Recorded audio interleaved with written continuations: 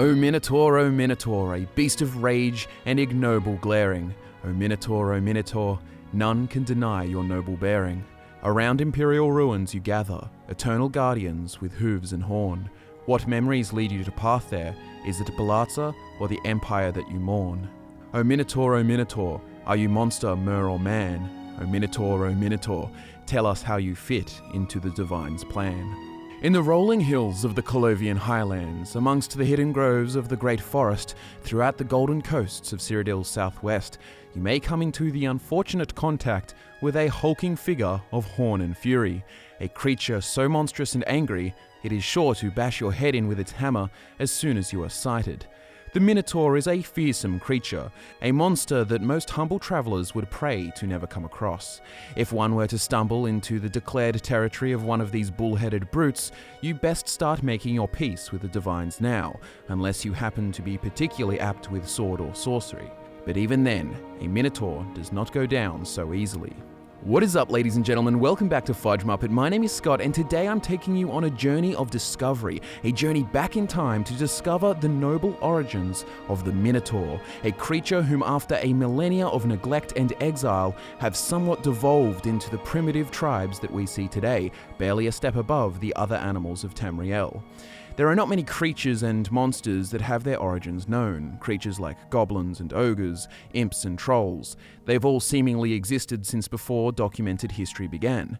You'd have much better luck determining the origins of Tamriel's sentient races, like the men of Atmora, and the elves of Aldmeris. But in fairness, at least originally, the Minotaur seemed not too far from such sentient races, and in fact, they are said to be the result of a divine union, an origin that many of the races who scorn them today could not claim. We must travel thousands of years ago, in the early days of the First Era, a time in which the Aelid elves of Cyrodiil ruled the jungle lands, cracking the whip over their Nedic slaves, toiling in sweat, labouring, farming, and likely any other imaginable activity the elves thought beneath them.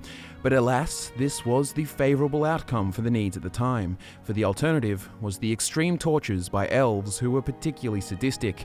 I'd surely prefer working a quarry 20 hours a day to becoming a flesh sculpture in the gut gardens. You have probably heard of the slave queen Alessia, a Nedic woman who prayed to the Aedra for liberation from their elven oppressors, and she was answered with divine pact and 2 champions. Pelennor Whitestrake, the Shezarene, the Crusader, he is one such champion, but the champion we are concerned with is the one sent by the Aedra Kine herself. Morahouse, Breath of Kine, First Breath of Man, the mythic winged man-bull, demigod and son of Kine, came to Alessia as not only a military leader who would be credited with the taking of the White Gold Tower, but he was also her lover. Alessia, the first of the dragon blood and ruler of the new Nedic Empire of Man in Cyrodiil, fell in love with the winged demigod, and Morahouse returned such love despite the warnings of his dear friend Pelennor. We are Adamor, and change things through love. We must take care lest we beget more monsters on this earth. If you do not desist, she will take you, and you will transform all Cyrod if you do this. To translate and make it clearer, by Ada he is referring to et Ada, meaning original spirits, which is a term inclusive of all the spiritual beings, including Aedra, Daedra, and essentially all who existed before the creation of Mundus. He warns that they can change things through love and beget monsters on this earth. Now, while this can be extrapolated and shown to refer to a great many other things, if you take it quite literally, their love does beget the monsters of today. Through the intimate union of the slave queen Alessia and her beloved Morahouse, they have a son, Belharza, considered the very first Minotaur and progenitor of the race. After Alessia's death, Belharza, the man-bull, was coronated as the second emperor of the Alessian Empire and presumably wore the Amulet of Kings, meaning that he was also dragonborn. Now, we have talked before about how this dragonborn status or bestowing of the dragon blood does not seem to be hereditary, but rather a blessing at Akatosh's discretion. Do check out the Dragonborn in the Septum live video in the description for a more detailed explanation on that, but the reason I bring this up is because the fact that Belharza Belharza would be dragonborn does not mean that every single Minotaur has dragon blood. Now, to make sense of this, it would seem that Belharza must have had quite the sexual appetite and had many, many lovers in order to produce a significant amount of Minotaurs in such a short time frame. You see, in these first 100 years or so of the Alessian Empire, it is said that the Minotaurs were staunch defenders of the throne and symbolized the empire itself, which is quite fitting considering that the first Minotaur was birthed from Alesia herself. They are quite the noble and arguably divine origins for a monster that today seems like nothing more but an angry animal given man's shape. One must beg the question how they were reduced to this state, being once revered members of the Alessian Empire. Well, the fanatical and overzealous Alessian Order is likely responsible for their downfall. The Alessian Order was started by the prophet Maruk, an Imgur who claimed to have had Saint Alesia, the now deceased queen, come to him in a vision, outlining the Alessian doctrines and delivering him the true faith. The Alessian doctrines were incredibly anti-elven in sentiment. Aelid vassal kingdoms who had helped Alesia rebel initially were sacked, and survivors were forced to flee. It is unlikely in these early days that their hatred expanded beyond the elves, especially since Maruk himself was an Imgur, the ape folk native to Valenwood. But it is likely that over time, the elven persecution by the Alessian Order expanded to other non-human races, including the Minotaurs themselves. It is unknown for how long the Minotaurs were accepted in the Empire before they would be shafted and forced to live in the wilds, but my guess is that this increasingly radical shift happened in the first few centuries of the Empire. Perhaps when the Alessian faith-adhering High King Borgus of Skyrim was killed by the Wild Hunt, which is the magic that allows the Bosmer to wildly change into bestial forms in time of need, they began to associate any beastly form with the Bosmer. Perhaps the Minotaurs began being accused of secretly being wood elves who have changed their forms, and in heretical hysteria were either killed or pushed out of civilization. Interestingly, some even claim that Belharza himself was murdered by the Alessian Order zealots, but I am not too sure that that makes sense in the time frame. Regardless, a few centuries into the Alessian Empire, the Minotaurs had now become considered like ogres and trolls, merely beasts to be avoided or slain. It would seem that, especially over time, and also considering the Minotaurs' current state, that some tried to disavow claims of the Minotaurs' noble heritage, such as Tyronius Lior, a scholar of imperial antiquities, who writes in his piece, The Truth of Minotaurs.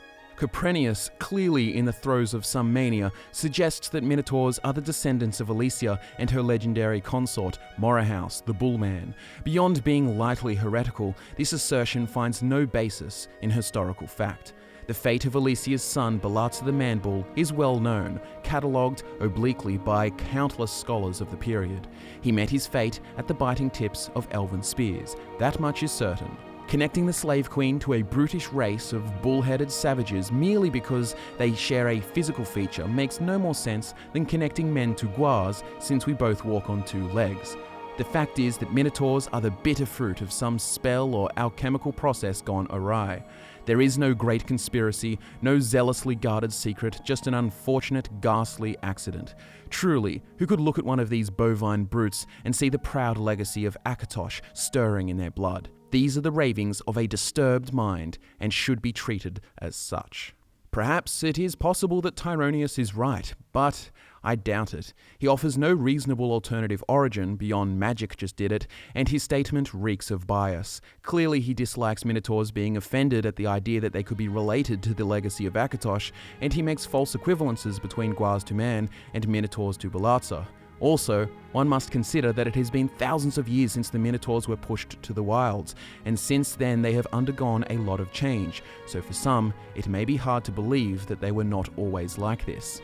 Despite their origins, no matter who you believe, we know a decent amount about the Minotaurs of today, how they live and function as a group. They are not completely bestial and do seem capable of some crafts. They sometimes wear loincloths, shawls, bits of armor, braces, wield weapons, and also wear jewelry in the form of nose rings. They have also been seen decorating themselves in body paint. To simply denounce them as mere beasts is unfair. They do have a culture, albeit primitive. Their clans are dominated by the largest alpha male, and he has all the breeding rights with the females of reproductive age, which, yes, by the way, female Minotaurs exist. They are just rarely seen. Young males will often challenge the larger male for dominance by engaging in a battle of locked horns, wrestling until one falls exhausted. This is not dissimilar to how many animal packs operate, but in fairness, it is not dissimilar to the way an orcish stronghold operates either. As for the finer points of their culture, we are not privy to them.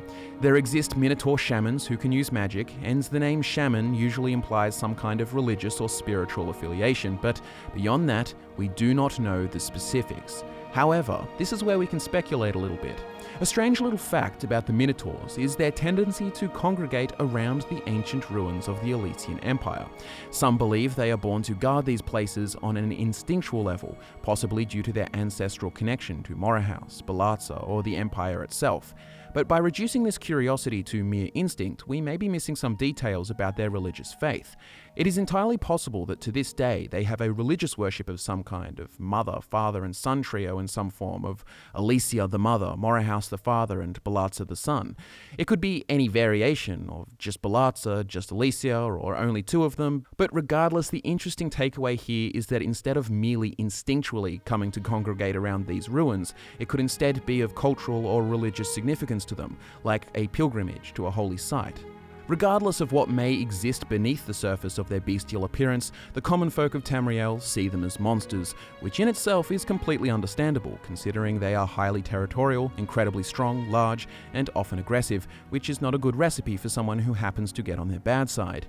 It is this reputation that persists with children's tales of them as cruel man-eaters, whose only weakness is apples, for they are poisonous to them. But for those who are adult, killing a Minotaur becomes a source of pride, with many a mounted head fashioning a cyrodiilic home's wall. Their horns are also prized for their alchemical properties. But not all merely wish to kill them. Some remain aware of their noble lineage and seek to venerate them symbolically by creating armors and weapons in their visage, a tribute to their connection with the old Alessian Empire. Ultimately, it is a somewhat of a tragic tale to see a proud race of both divine and noble origin, descended from Morahouse, son of Kain, and Saint Alesia, blessed by Akatosh, to be reduced to the primitive condition that they exist in now. Let us not forget their common ancestor Belharza was also the second emperor of the first Cyrodiilic Empire. But heritage thousands of years old has little bearing with the people of Tamriel today. I hope in the future we can understand Minotaur society more deeply. Their affection for the Alessian ruins are of particular interest to me. But there you have it, ladies and gentlemen, the Minotaurs explained. Before I go, I want to thank you for watching, and I'd love for you to let me know in the comments below what other seemingly obscure races would you like us to dive into and explain. Do give the video a like if you enjoyed it. Thanks again, my name is Scott from Fudge Muppet, and I'll be back to nerd out with you again next time.